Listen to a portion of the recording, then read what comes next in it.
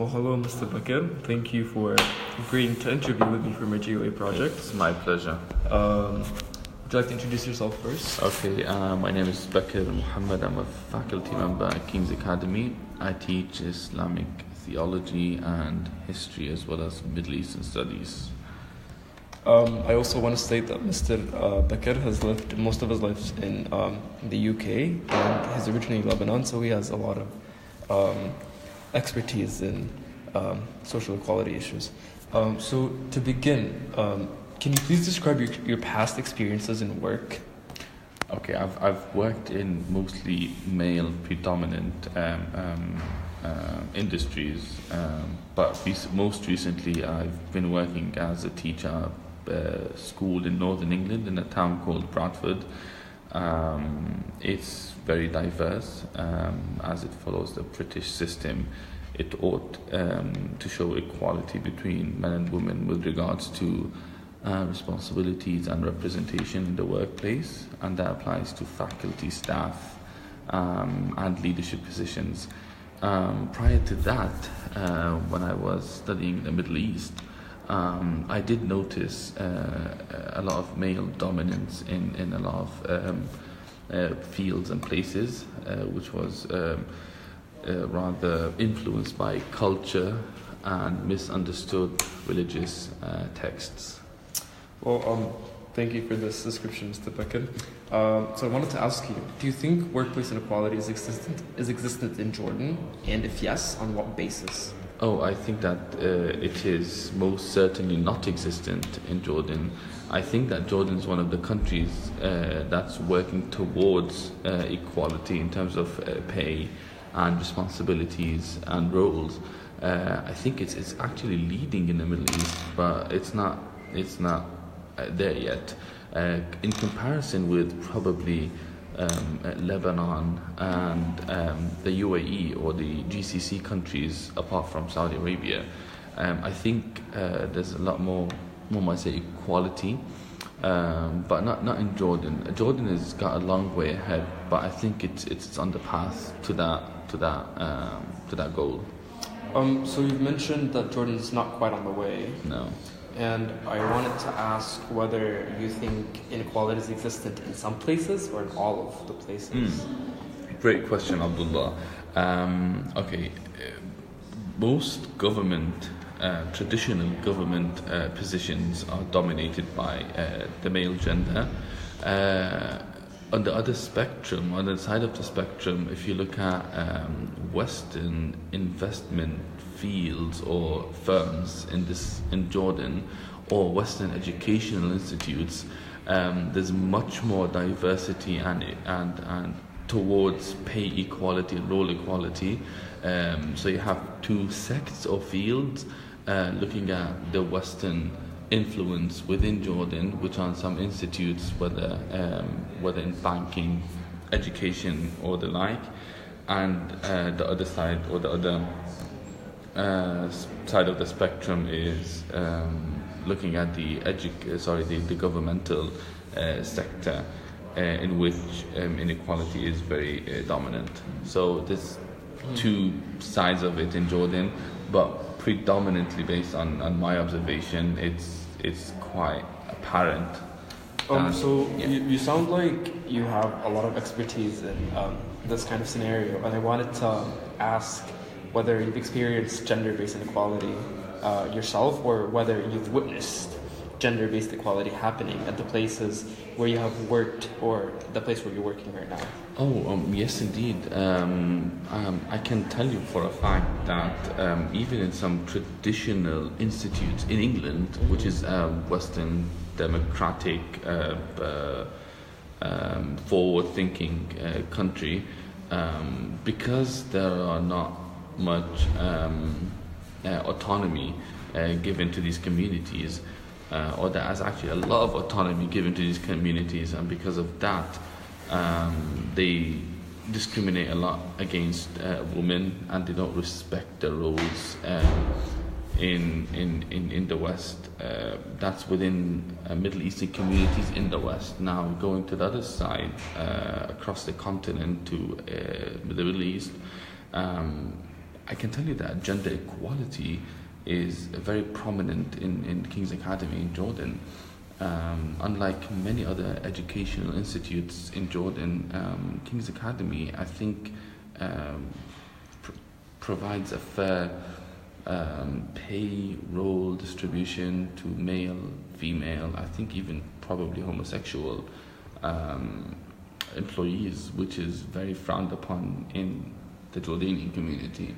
So equality or fair pay is, I think, prominent in King's Academy in Jordan, where I work, but inequality and unfairness is quite prominent in pocket immigrant communities in Europe, specifically in the UK, where I was born and raised.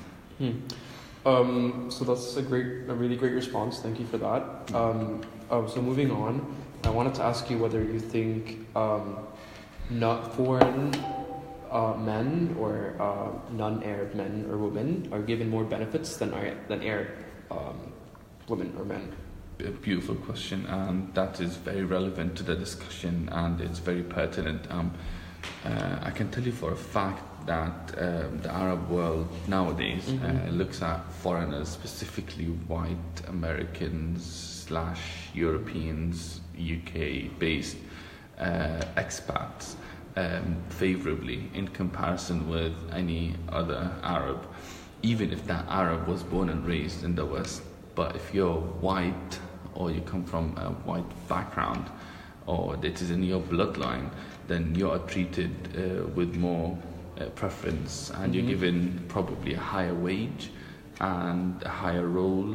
And it's quite upsetting because many Arabs go work hard, study for a long time, and return to their country so as to, give back to that country, but they find that the Westerner has been treated, probably better than he is, which is you don't find that in Western countries much in comparison to here. Right, and this is especially interesting because this kind of response is coming from a person who's both basically considered British and Arab at the same time. Yeah. So I'm just connecting the dots right here. So on question 7, I wanted to ask you whether there is a difference between the treatment of Arab women and men in comparison to the treatment of foreign men and women. Does the inequality only exist for Arabs and not for foreigners?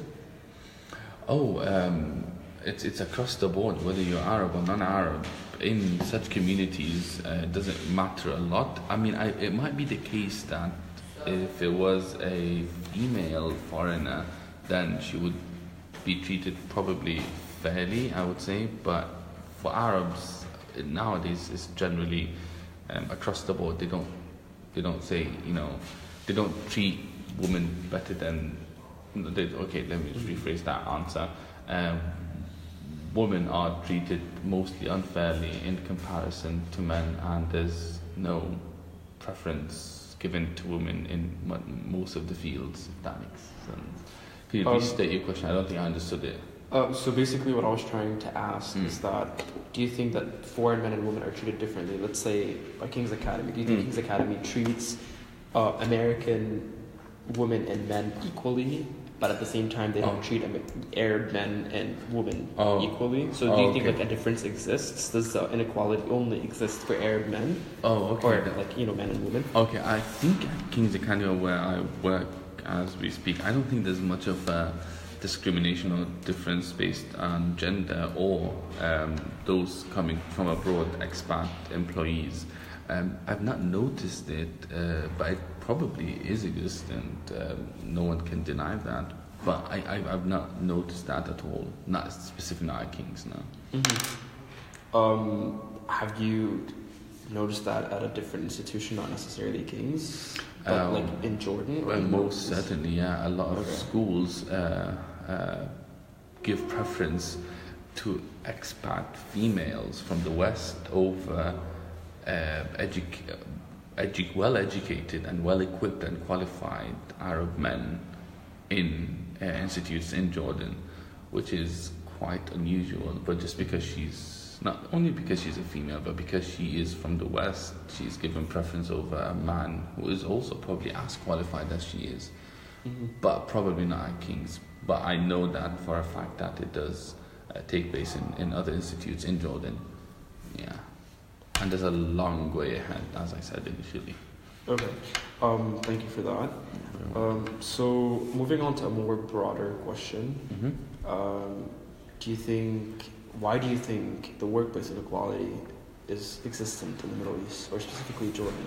Oh, beautiful question. There are many reasons underpinning the causes for this. If you look at culture, religion, heritage, and mostly overall Middle Eastern, the Middle Eastern way of life, I think and I believe and I know for a fact, because that is my field of expertise, that religion is misinterpreted, is misunderstood, and is misrepresented for a more patriotic rather than a matriarchic way of life. Normally there's a lot of prominence given to men, and because of the misunderstanding of religious values, they demean women, they degrade women, and they deny them their rights. And that goes back to culture, not religion, but is disguised as religion. So I can say for a fact that culture is a major problem disguised as religion, and raising awareness requires a lot of effort, and it is possible, however far-fetched. So basically the main issue is just really centered around the culture of the region. Yeah, it's the culture, and it's not understanding religion properly, because one wants to justify culture via religion, which is... Yeah, that's a really interesting point, and I was wondering if you could tell me, how do you think we could rectify this issue of just having this, cultural norms? Yes, so we can refute these cultural norms, which they claim is based on religion, by providing religious texts that go against them. And it's existent in the Islamic religious texts, the Quran, the Hadith, the scholarly consensus, the religious analogies that have been drawn from the life of the Prophet and his companions and his predecessors and his successors. There's so much to look at, and there's so much to do in terms of providing religious principles to refute and rebuke these cultural norms that are wrongfully based on religion. It is possible, but I say again, it's far-fetched. So do you think the easiest way of rectifying this issue is just by raising awareness at this? Oh yes, raising awareness, probably that's the first stage. Probably if you want to take it to another level, curriculum development, go to public schools, have campaigns, get the Queen of Jordan, who is a woman who has worked a lot for the poor, the needy, the underprivileged, to raise awareness on that, get His Majesty the King to be at the forefront of this issue.